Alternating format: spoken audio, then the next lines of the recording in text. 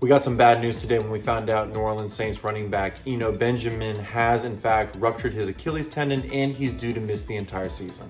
This injury happened like a lot of these Achilles ruptures happen. It was a non-contact injury and it looks like the Saints are due to place him on injured reserve in the upcoming days. Since some people may not be too familiar as to what the Achilles tendon actually is and ways that you can injure it, I'm going to go ahead and focus on that with this video. Ladies and gentlemen, welcome back to my channel. If you're not familiar with me, my name is Gallo and I'm a doctor of physical therapy. And with my channel, I take a look at sports injuries and I try to explain them so that they are a little bit easier to understand.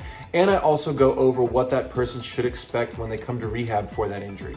If you like today's video and you enjoy this content, please hit that thumbs up and subscribe to the channel because I will be making more videos in the future regarding sports injuries, rehabilitation, and other physical therapy related content.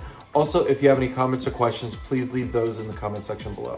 Now here's a model of the foot and ankle. And so the region that we are talking about today is of course the Achilles tendon, and this is located posteriorly or on the back side of the lower leg.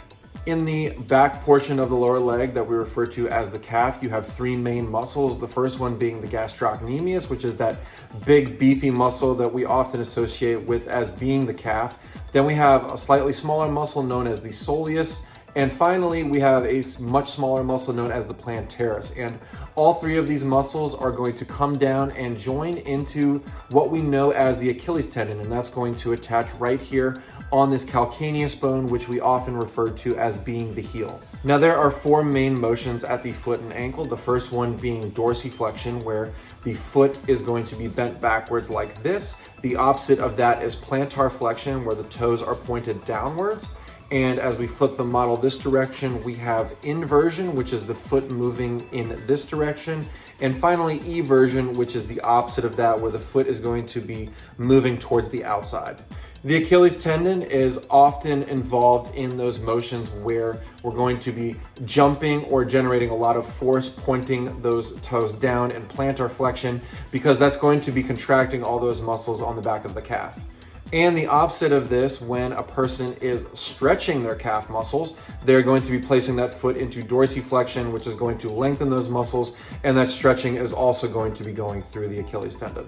Now, generally, when somebody does injure the Achilles tendon, what's going on here is they are generating so much force that the tendon just cannot keep up with. So they are either sprinting or jumping or putting some springing motion through the back of the calf, and it's so much that it actually causes that tendon to rupture. Sometimes somebody is dealing with a prior tendinopathy and they may have pain in the affected tendon, but generally speaking, they are just generating too much force so that it's just so much that that tendon cannot withstand and it ends up rupturing.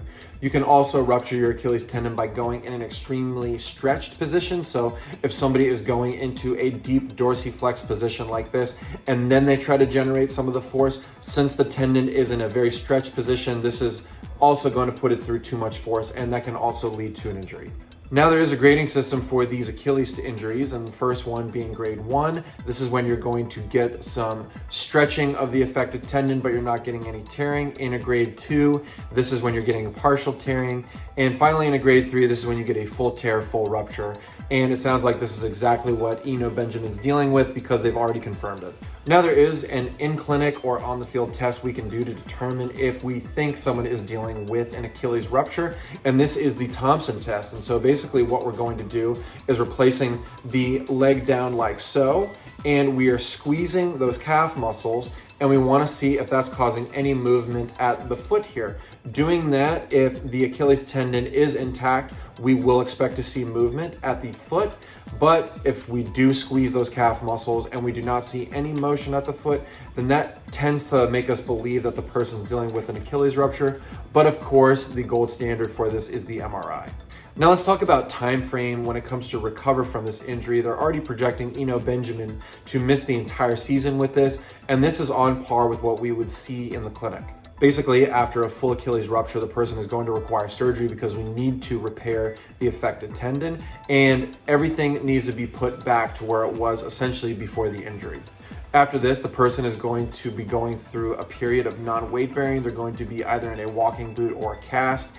And this is because we want to really protect that newly repaired graft. Generally, this can be anywhere upwards to about 6 weeks of non-weight bearing. Then we can finally start to work in partial weight bearing. and finally go back to full weight bearing depending on the protocol. When things start to heal around the 2-3 month mark, this is when we can get a little more aggressive in physical therapy. We want to restore full range of motion and compare it to the other leg because everything needs to be identical. We're going to work on strengthening, we're going to work on single leg strength, everything essentially to get that leg as strong as possible. Finally, around maybe the 5th or 6th month, this is when we can start to push somebody back into sport-specific movements. And after 6 months, this is when we can start to work on plyometrics. So it looks like right now, unfortunately, he will miss the remainder of the season, and that is something I definitely agree on. If I happen to hear any updates regarding Eno Benjamin's case, I'll be sure to update everybody in the comment section. Also, if you happen to hear anything, please feel free to update me as well. And that's it as of right now regarding Eno Benjamin's recent Achilles rupture. Unfortunately, it's a long recovery ahead, but he's young, he's a professional athlete, he'll be getting the best possible care, so he should make a full recovery. Once again, thank you for tuning into my channel. If you really enjoy this content, please subscribe because I will be making more videos in the future. Thanks once again for tuning in, and I'll see you next time.